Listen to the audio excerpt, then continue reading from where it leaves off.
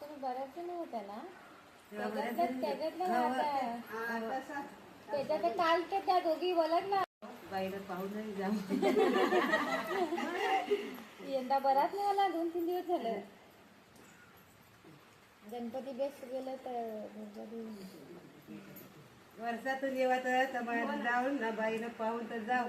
तिकडनं काही नको जाऊ आपली बाई तिथे जाऊ पाहून तर जाऊ ना. बरं झालं आल्या.